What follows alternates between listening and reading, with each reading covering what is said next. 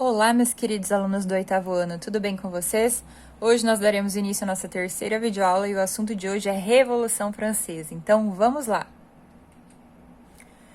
A Revolução ela foi uma sucessão de acontecimentos que envolveu toda a sociedade francesa e teve como resultado o declínio do absolutismo francês e da sociedade estamental, ou seja, a sociedade dividida em classes, em estamentos.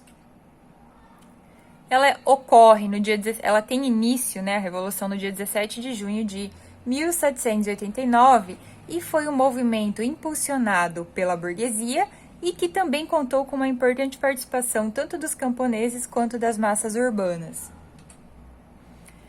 Então, no final do século XVIII, a França era governada por um rei absolutista chamado Luís XVI. Aqui na imagem nós temos Luís XVI, juntamente com sua esposa, a princesa austríaca Maria Antonieta. A popularidade da família real nesse período era muito baixa, então grande parte dos habitantes, pessoal, vivia numa situação de extrema miséria. Então, esse contraste com o luxo ostentado pela coroa acabou gerando um certo descontentamento na população. Os estamentos, a sociedade dividida em classes, gerava desigualdade social na França. Então, aqui eu trouxe para vocês a pirâmide social, que já é conhecida de vocês, Então, o primeiro e o segundo estado. O primeiro estado era composto pelo clero, o segundo estado pela nobreza. Qual era a função deles, O que eles tinham aí em mãos? Terras, cargos de prestígio, privilégios e estavam livres aí do pagamento dos impostos, ok? Percebam que era uma parcela bem pequena em comparação com o terceiro estado, que era 97% da população. O terceiro estado aí era representado pela burguesia, pelos camponeses e os sans-culottes, que a obrigação deles, no caso, era o pagamento dos impostos. Então, eles sustentavam o primeiro e o segundo estado. Esses sans-culottes aqui, pessoal, eram um grupo de pequenos comerciantes, de pessoas assalariadas. Os camponeses também estavam inclusos e os mendigos também faziam parte do grupo dos sans-culottes, ok? Aqui temos um esquema, dos grupos que tinham privilégios e os que não tinham. Então, quem eram os privilegiados aqui? O clero e a nobreza, e os não privilegiados, o terceiro estado, a burguesia e o povo, que carregavam a economia, Porque seria o terceiro estado que gerava o lucro, no caso.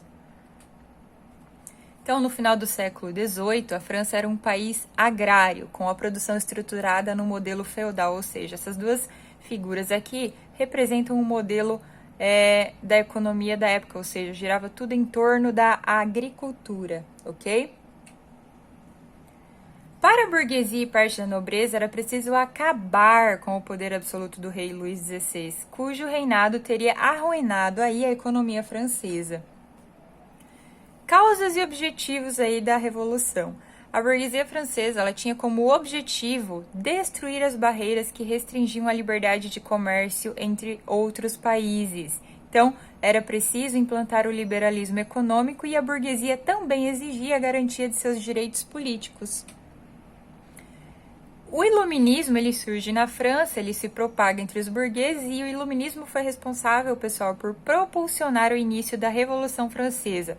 Nós já estudamos em sala, a questão do iluminismo, então vocês já conhecem. Então, foi um movimento intelectual que destinava duras críticas a, por exemplo, as práticas econômicas mercantilistas, onde o Estado interferia na economia, ao absolutismo, que era todo o poder voltado aí para as mãos do rei, e aos direitos concedidos ao clero.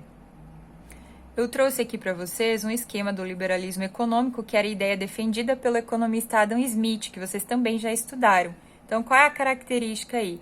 Liberdade, ao que ele estava ligado, A liberdade individual, o livre mercado, a lei da oferta e da procura, que no caso, a economia era capaz de se autorregular, então por isso a lei da oferta e da procura. Temos também a ligação com a livre concorrência, a defesa da propriedade privada e aqui a pouca interferência do Estado na economia, ou seja, o Estado deveria ter uma função limitada, ok?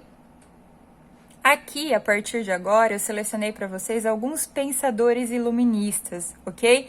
Vocês já conhecem a grande maioria. O primeiro deles era o Montesquieu, Voltaire, Diderot, o D'Alembert, o Rousseau, o Adam Smith. E agora, pessoal, finalizamos a nossa videoaula. Na próxima semana, conto com vocês com um novo assunto a ser trabalhado. Até mais!